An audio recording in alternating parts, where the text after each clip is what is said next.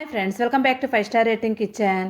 ఇవాళ వీడియోలో మనం ఉడికించే అన్నంలో ఇలా బెండకాయలు వేయడం వల్ల గ్యాస్ సేవ్ చేయొచ్చు. ఇంకా అప్పటికప్పుడు ఒక 5 నిమిషాల్లో మనం కూర కూడా తయారు చేసుకోవచ్చు. దీంతోపాటు మరిగే నీటిలో బెండకాయలు వేసి డిఫరెంట్గా ఒక కొత్త కర్రీ తయారు చేసుకుందాం. ముందుగా దీనికోసం నేను ఇక్కడ ఒక అరకిలో వరకు బెండకాయలు తీసుకుంటున్నాను.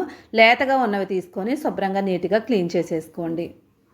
ఈ బెండకాయలు నేను 1/2 కిలో వరకు అన్నంలో వేసుకుంటున్నాను. ఒక 1/2 కిలో వరకు నీళ్ళలో వేసుకుంటున్నాను.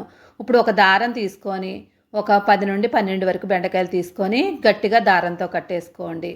ఇలా కట్టడం వల్ల మనకి బెండకాయలు విడిపోకుండా ఉంటాయి. ఇలానే నేను 2 కట్టల వరకు కట్టుకున్నాను. ఒకే పెద్ద కట్టలా కాకుండా 2 కట్టల కింద కట్టుకోండి. ఇప్పుడు 2 కట్టలు రెడీ చేసుకున్నాను. మిగిలిన బెండకాయలు నీళ్ళల్లో వేసుకోవడం కూడా చూద్దాం. అన్నాన్ని మనం చాలామంది ఉడికిస్తూ ఉంటాం కదా, అలా అన్నం ఉడికేటప్పుడు ఈ బెండకాయలు వేయడం వల్ల మనకి గ్యాస్ సేవ్ అవుతుంది.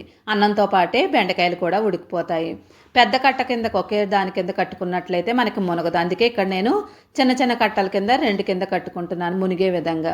ఇప్పుడు దీనిలో వేసుకొని ఒక 5 నిమిషాల పాటు ఉడికించుకోండి. అన్నం ఉడికేలోపే మనకి బెండకాయలు ఉడికిపోతాయి. ఒక 5 నిమిషాలు ఉడికించినట్లయితే. ఇది ఉడికేలోపు మిగిలిన బెండకాయలు ఉన్నాయి కదా, వాటిని నీళ్ళలో వేసుకుందాం. ఎక్కడా పుచ్చులు అనేది లేకుండా చూసుకోండి. పొయ్యి మీద ఒక కడాయి పెట్టుకొని దానిలో 1/2 లీటర్ వరకు నీళ్లు వేసుకోండి. నీళ్లు మరిగిన తర్వాత దీనిలో ఒక 1/2 స్పూన్ వరకు ఉప్పు వేసుకోండి. తర్వాత దీనిలో మిగిలిన ఉన్న బెండకాయలన్నింటినీ వేసుకొని వీటిని కూడా మెత్తబడే వరకు ఒక 5 నిమిషాల పాటు ఉడికించుకోవాలి. చాలామంది అన్నంలో ఉడికించడం ఇష్టం లేకపోతే ఇలాగా నీళ్ళలో వేసి ఉడికించుకోండి. ఇప్పుడు ఇది ఉడికేలోపు మనం అన్నంలో మనకి బెండకాయలు కూడా ఉడికిపోయి ఉంటాయి. ఒకసారి మెత్తబడ్డాయో లేదో చెక్ చేసుకోండి. మెత్తబడినట్లయితే ఒక ప్లేట్లోకి తీసేసుకోండి. గ్యాస్ సేవ్ అవడమే కాకుండా టైం సేవ్ కూడా అవుతుంది మనకి. మొత్తం అంతా ఒక ప్లేట్లోకి తీసేసుకొని ఇప్పుడు దీన్ని ఉన్న రైస్ అంతా కూడా వంపేసుకోండి. దీనికి రైస్ ఉంది కదా, ఇదంతటినీ కూడా ఈ తాడు ఇప్పేసుకొని ఒక ప్లేట్లోకి తీసేసుకోండి. లోపల ఉడికే లేదో ఒకసారి చెక్ చేసుకోండి. లోపల కూడా కొంచెం మెత్తగా అవ్వాలి. మెత్తగా అయినట్లయితే మనకి చాలా త్వరగా అయిపోద్ది. ఇప్పుడు మొత్తం అన్నిటినీ కూడా ఒక ప్లేట్లోకి తీసుకొని ఇప్పుడు బెండకాయలో నుంచి అటు ఇటు కూడా ముక్కలు కట్ చేసుకోండి. చాలామంది బెండకాయలు తినాలి, మోకాలు గుజ్జు పెరుగుతుంది అంటూ ఉంటారు కదా, అలాంటి వాళ్ళు ఇలా చేసినట్లయితే జిగురుగా ఉండడమే కాకుండా టేస్ట్ కూడా చాలా బాగుంటుంది. ఇది మనకి రైస్లోకైనా రోటీలోకైనా దేనిలోకైనా కూడా చాలా బాగుంటుంది. మొత్తం కట్ చేసుకొని ఒకసారి చెక్ చేసుకొని అన్నీ ఒక పక్కన పెట్టేసుకోండి.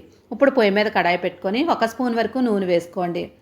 నూనె వేడైన తర్వాత ఆవాలు ఒక 1/2 స్పూను, జీలకర్ర ఒక 1/2 స్పూన్ వరకు వేసుకోండి. తర్వాత దీనిలో 2 ఎండుమిరపకాయలు వేసుకోవాలి. ఒక రెమ్మ కరివేపాకు వేసుకోండి. ఇంకా ఎటువంటి పోపు దినుసులు వేయనవసరం లేదు. శనగపప్పు, మినప్పప్పు ఇలాంటివి ఏమీ వేయకుండా ఓన్లీ ఆవాలు, జీలకర్ర, ఎండుమిరపకాయ, కరివేపాకు వీటితో మాత్రమే చేసుకోవాలి. ఎక్కడైనా పోపులు వేసుకున్నామనుకోండి మధ్యలో తగులుతూ మనకి గట్టిగా ఉంటాయి. కాబట్టి ఎటువంటి పోపులు వేసుకోకుండా ఓన్లీ ఇవే వేసుకోండి. కరివేపాకు కూడా కొంచెం వేగిన తర్వాత ఒక ఉల్లిపాయని సన్నగా పొడవుగా కట్ చేసుకొని వేసుకోండి. ఈ ఉల్లిపాయ అంతటినీ కూడా దోరగా వేయించేసుకోండి. ఎర్రగా అయ్యే వరకు వేయించుకోవాలి. ఇది వేగిన తర్వాత ఒక స్పూన్ వరకు ధనియాల పొడి, ఒక 1/2 స్పూన్ వరకు జీలకర్ర పొడి వేసుకోండి. ఇంకా ఎటువంటి మసాలాలు వేసే పని ఉండదు. ఓన్లీ ధనియాలు, జీలకర్ర మాత్రమే వేసుకోండి. తర్వాత కారం ఒక 1/2 స్పూన్ వేసుకోండి. నెక్స్ట్ దీనిలో రుచికి తగినట్లుగా ఉప్పు వేసుకోవాలి. పసుపు ఒక 1/2 స్పూన్ వరకు వేసుకోండి. ఇప్పుడు మొత్తం అంతా కూడా కలిసేలాగా కలిపేసుకోండి. ఒక 2-3 నిమిషాల పాటు వేయించండి. పచ్చివాసన పోయే వరకు కారం వేయించుకొని ఇప్పుడు మనం బెండకాయలు ఉన్నాయి కదా, కొంచెం చల్లారిన తర్వాత మ్యాషర్తో గట్టిగా ప్రెస్ చేసేయండి. లేదంటే పప్పు గుత్తుతో అయినా మెత్తగా చేసుకోవాలి.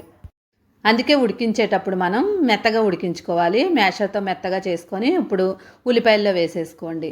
ఇక్కడ చూడండి, మనకి బెండకాయ జిగురుగా ఉంటుంది. జిగురుగా ఉన్నది కదా అని టేస్ట్ ఉండదేమో అనుకోవద్దు, టేస్ట్ కూడా చాలా బాగుంటుంది. ఇప్పుడు ఈ ఉప్పు కారం అంతా బాగా పట్టేలాగా బాగా ఒక 2-3 నిమిషాల పాటు బాగా వేయించేసుకోండి. మొత్తం అంతా బాగా కలాలి. కలడానికి కొంచెం టైం పడుతుంది. మొత్తం అంతా బాగా కలిసిపోయిన తర్వాత దీనిలో మనం ఒక మామిడికాయని తీసుకొని చిన్న ముక్కల కింద కట్ చేసుకొని వేసుకోండి. ఇలా మామిడికాయ వేయడం వల్ల టేస్ట్ పొలగా మధ్యలో చాలా బాగుంటుంది. ఇప్పుడు మామిడికాయ కొంచెం మెత్తబడే వరకు బాగా కలిపేసుకోండి. మామిడికాయ మెత్తబడిందో లేదో చూసుకోండి. మెత్తబడిపోయింది. ఇప్పుడు ఫైనల్గా దీనిపైన కొత్తిమీర వేసేసుకోండి. చాలా త్వరగా చాలా క్విక్గా కూడా తయారు చేసుకునే సూపర్ టేస్టీ అయిన బెండకాయ కర్రీ రెడీ అయింది.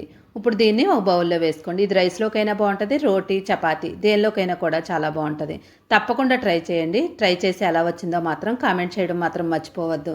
ఇంకా ఆల్రెడీ మనం మిగిలిన బెండకాయలు ఉన్నాయి కదా, వాటిని ఉడికించుకుంటున్నాం కదా, అవి ఉడికేలేదో చూడండి. ఇలా ఉడికిన తర్వాత దీన్ని ఒక స్టెయినర్లో వేసుకోండి.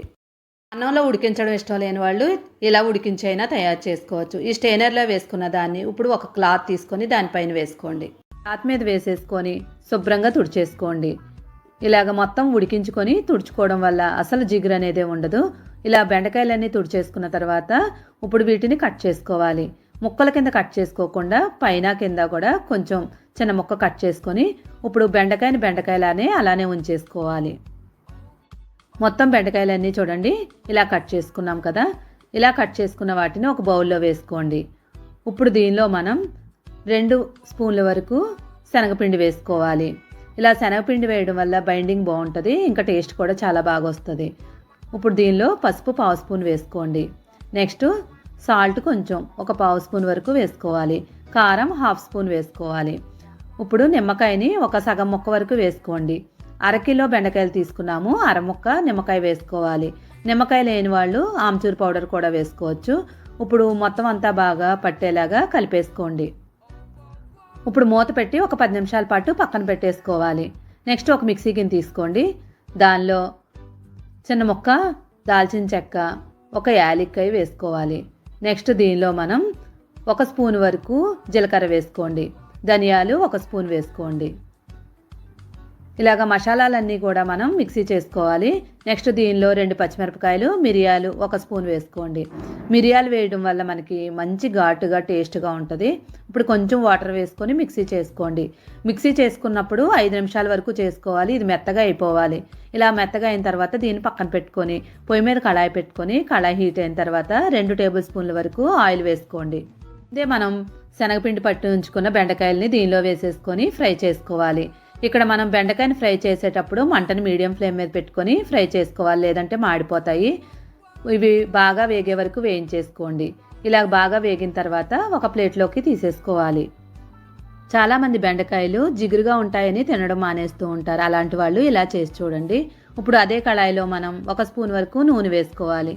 నూనె బాగా వేడైన తర్వాత ఒక ఉల్లిపాయను తీసుకొని చిన్న ముక్కలుగా కట్ చేసుకొని వేసుకోండి. ఇప్పుడు ఈ ఉల్లిపాయలన్నీ కూడా బాగా ఫ్రై అయ్యే వరకు వేయించేసుకోవాలి.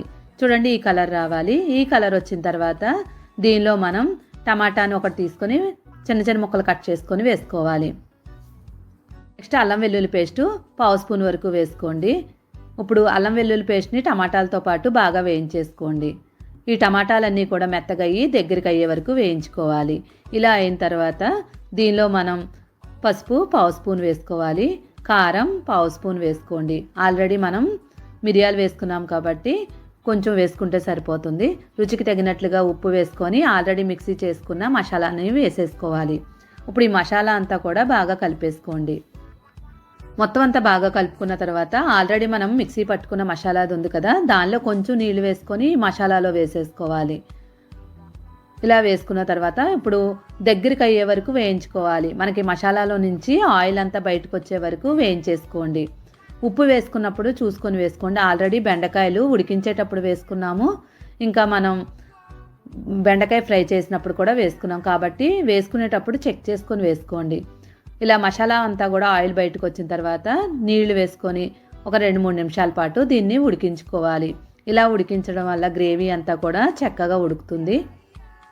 3 నిమిషాల తర్వాత మూత తీసి గ్రేవీ అంతా ఒకసారి కలిపేసుకోండి. ఇలా మొత్తం గ్రేవీ కలుపుకొని ఇప్పుడు ఆల్రెడీ మనం వేయించి ఉంచుకున్నాం కదా బెండకాయల్ని దీనిలో వేసుకోండి. ఇలా బెండకాయని కావాలంటే అలానే తినేయవచ్చు స్నాక్స్ లాగా, లేదంటే పప్పు సాంబార్లో కూడా తినేయచ్చు. ఇప్పుడు దీనిలో వేసేసుకొని ఇప్పుడు ఒకసారి కలిపేసుకొని మూత పెట్టి ఒక 2 నిమిషాలు ఉడికించుకోండి. బెండకాయలు అంతా కూడా చక్కగా ఉడికిపోతాయి. ఇది ఉడికిన తర్వాత మనకి బెండకాయలు మరీ గట్టిగా ఉండవు, మరీ మెత్తగా అయిపోవు. తినేటప్పుడు మనకి బెండకాయ ముక్కలన్నీ కూడా చక్కగా తగులుతూ ఉంటాయి. గ్రేవీ అనేది మనకి రైస్లోకి బాగుంటుంది, చపాతీల్లోకి కూడా చాలా బాగుంటుంది. రెస్టారెంట్లకు వెళ్ళి మనం ఎక్కువ డబ్బులు ఖర్చు పెట్టి గ్రేవీ కర్రీని తెచ్చుకుంటూ ఉంటాము. ఇలా బెండకాయతో మనం ఇలా గ్రేవీ చేసుకున్నట్లయితే బెండకాయలు మనకి ముడుకుల్లో నుంచి గుజ్జు కూడా తెస్తుంది. కాబట్టి బెండకాయ ఆరోగ్యానికి కూడా చాలా మంచిది. ఇలా గ్రేవీలా చేసి చూడండి, చాలా అంటే చాలా బాగుంటుంది. ఈ 2 రకాల కొత్త రెసిపీస్ నచ్చినట్లయితే తప్పకుండా లైక్ చేసి ఛానల్ సపోర్ట్ చేయండి. ఇలాంటి వెరైటీ రెసిపీ కోసం 5 స్టార్ రేటింగ్ కిచెన్ని సబ్స్క్రైబ్ చేసుకోండి. Thank you for watching 5 star rating kitchen.